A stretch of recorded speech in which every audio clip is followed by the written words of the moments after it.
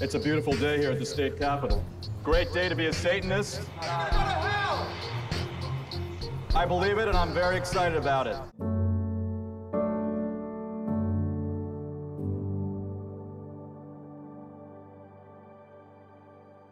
Are they evil or just misunderstood? Hail Satan. Hail Satan. Hail Satan. Hail Satan. The documentary, Hail Satan, explores those questions while following the rise of the Satanic Temple. Director Penny Lane says the creation of the film took her on a spiritual and educational journey. Within 3 years, they had at least 50,000 members. And within 6 years, which is the amount of time the film covers, they have over 100,000 members. Dozens of chapters have popped up all around the United States and increasingly abroad as well. State officials have put up a 10 Commandments monument on government property. Satanists are demanding equal rights. I am a tax-paying member of Arkansas, and I don't want that there. The temple raised more than $20,000 to commission a statue of the deity Baphomet, hoping to place it next to the Ten Commandments. Au fil des années, les principes lucifériens sont parvenus à influencer les lois, les valeurs et les mœurs qui prédominent aujourd'hui dans la société. Aussi, dévoiler leurs fondements permet de prendre conscience de leur impact. Les adeptes de Lucifer n'étant pas si nombreux que cela, comparativement à l'ensemble d'une population donnée, ils ont compris l'importance d'occuper des postes clés dans le milieu politique, médiatique, dans l'industrie du cinéma, de la musique, afin d'influencer le plus de monde possible. Ces 20 dernières années, le satanisme a gagné de plus en plus de terrain au sein de la société. Cependant, les satanistes et les lucifériens insistent pour qu'on les distingue. Lucifer vient du latin lux, qui signifie lumière, et fere, qui veut dire porter. Certains lucifériens croient que Lucifer est le fils de Dieu, alors que les satanistes le considèrent comme étant le diable, le destructeur. La Bible présente Lucifer comme un ange déchu, tombé du ciel comme un éclair. Elle appelle le chef de la puissance de l'air qui influence les hommes qui sont rebelles à Dieu.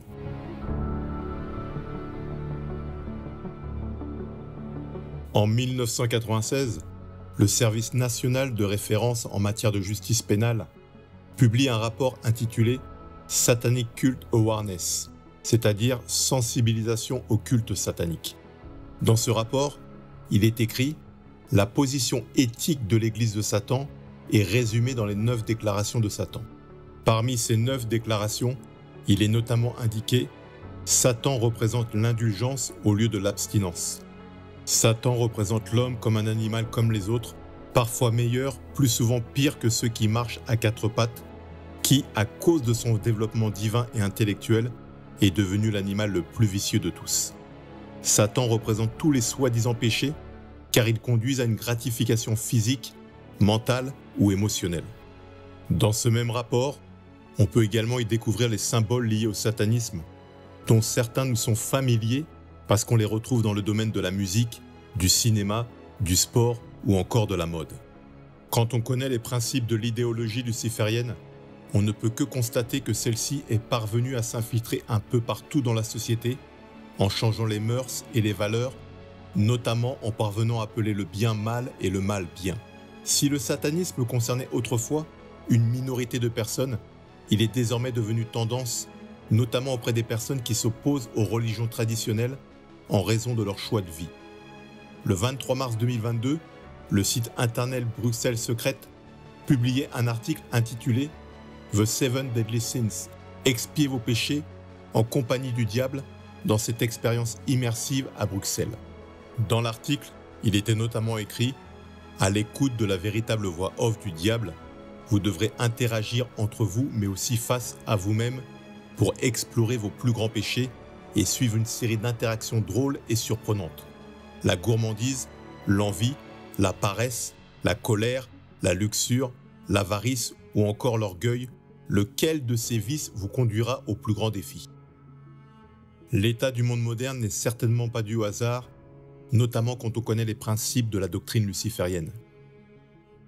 William Gicker était un auteur chrétien qui a écrit « Satan, prince de ce monde », dans lequel il présente plusieurs lois du credo luciférien. Il est décédé en 1959, alors en pleine rédaction de son livre Son fils aîné a pu en terminer la rédaction avec l'aide d'un éditeur. Le livre a été publié en 1966, ce qui lui donne un caractère prophétique quand on se rend compte que ce sont actuellement les principes lucifériens qui gouvernent le monde moderne. Il y a donc une contradiction entre les principes lucifériens et la volonté de Dieu pour sa création. Dieu a toujours souhaité que l'homme soit libre, tandis que la doctrine luciférienne aspire à emprisonner les individus dans une dictature totalitaire qui les prive de leur liberté physique et mentale et leur vole leur libre arbitre. En 2016, le Forum économique mondial a fait 8 prédictions pour 2030, dont la première est « Vous ne posséderez rien et vous serez heureux ». Cette déclaration pourrait sembler totalement utopique.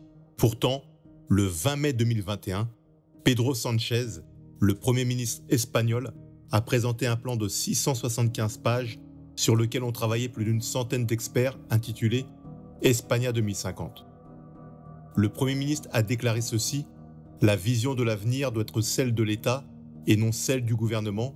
Le présent nous occupe, mais nous devons aussi nous soucier de l'avenir. »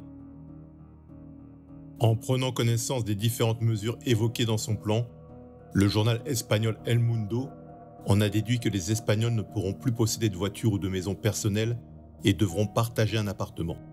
Ils devront renoncer à l'avion pour les trajets de courte distance et utiliser le train à la place. En matière d'emploi, ils ne se verront proposer que des contrats temporaires ou à durée déterminée et devront peut-être travailler jusqu'à 70 ans avant de prendre leur retraite. Ils devront manger moins de viande et payer plus de taxes pour boire ou fumer. Et des efforts seront faits pour augmenter l'immigration. La France semble elle aussi vouloir emprunter la même direction, puisque le 14 octobre 2021, Emmanuelle Wargon, la ministre du Logement, avait fait des déclarations qui en avaient inquiété plus d'un. Nous devons désormais l'affirmer de façon claire. Le modèle à l'ancienne du pavillon avec jardin dont on peut faire le tour n'est plus soutenable et nous mène à une impasse. Nous devons assumer de mettre ce modèle derrière nous. Dieu a clairement identifié ce qui est juste ou pas à ses yeux, mais la doctrine luciférienne affirme que tout ce qui déplaît à Dieu plaît à Lucifer. Thank you very much indeed. It's been certainly different on the show today. Dieu a créé chaque être humain unique, mais la doctrine luciférienne veut, au nom de l'égalité, supprimer toute différenciation en créant une humanité sans distinction culturelle, sexuelle, raciale ou autre. Definition is that a woman is someone who is female, you said, right? Dieu affirme que tous les êtres humains sont égaux, mais la doctrine luciférienne affirme que seules les personnes intelligentes, celles détentrices de la lumière, doivent dominer et gouverner les êtres inférieurs et décider pour eux. Vous, dans cette salle, vous allez vivre un âge d'or. Et nous devons créer une société inclusive et trouver le moyen d'éviter qu'il y ait un gigantesque gap. Ce que Harari, dans Homo Deus, appelle des dieux et des inutiles, les dieux, vous, qui maîtrisez, contrôlez, managerez les technologies NBIC, les technologies transhumanistes, et les inutiles, les gens moins favorisés, qui auront du mal dans le monde compliqué dans lequel nous rentrons, et les gilets jaunes. C'est la première manifestation de ce gap intellectuel insupportable que nous sommes en train de créer entre les winners, les dieux d'Harari, et les losers, les inutiles d'Harari. Et je reprends les termes d'Harari, non pas pour m'en féliciter, mais pour alerter tout le monde sur le fait que la crise des Gilets jaunes n'est pas un épiphénomène, elle est là pour 100 ans. Et c'est vous qui la résolverez. La doctrine luciférienne œuvre à la mise en place d'un leader mondial pour assurer la paix dans le cadre d'une dictature totalitaire. En mars 2022, le traité international sur la prévention des pandémies voulu par l'OMS a vu le jour. En cas de nouvelle pandémie, ce traité permet à l'OMS de piloter la politique de santé des 194 pays signataires.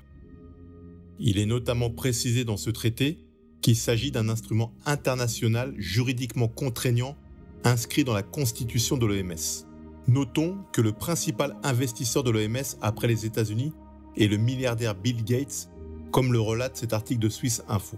La contribution de la fondation Gates, son plus important donateur privé, représente à elle seule environ 10% du budget de l'institution, seul le gouvernement américain paie davantage. Et si le souhait de l'administration Trump de retirer les États-Unis de l'OMS s'était réalisé, cette fondation serait même devenue son principal contributeur, ce qui aurait constitué un précédent. Il est important de faire remarquer que l'Alliance Gavi est le second investisseur privé après la fondation de Gates.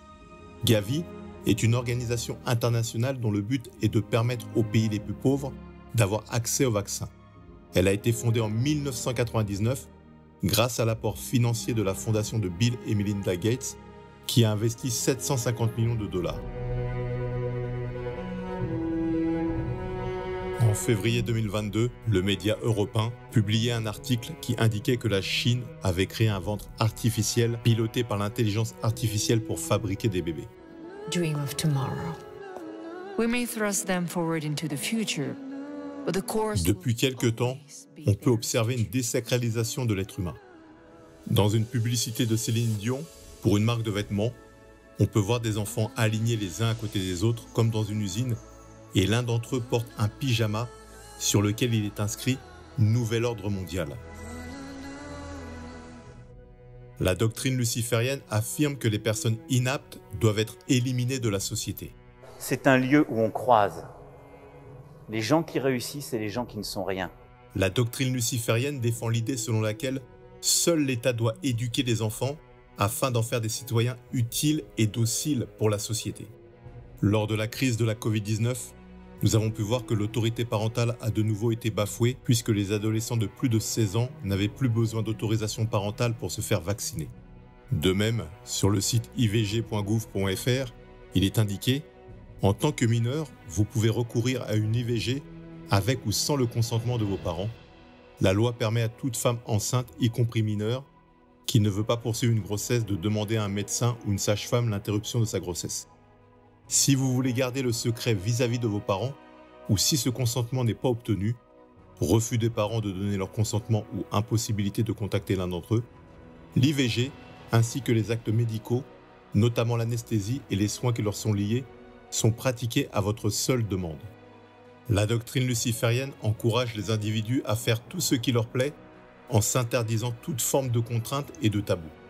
Les pays occidentaux qui étaient autrefois admirés pour leur qualité de vie, leur avancée scientifique, leur culture et leur liberté sont désormais plongés dans l'obscurité depuis qu'ils ont renoncé à leurs valeurs chrétiennes pour d'autres totalement opposées qui, derrière un faux semblant de modernisme, tirent leur fondement du credo luciférien. Aussi est-il important de comprendre et de connaître l'idéologie qui se cache derrière certains mouvements sociétaux.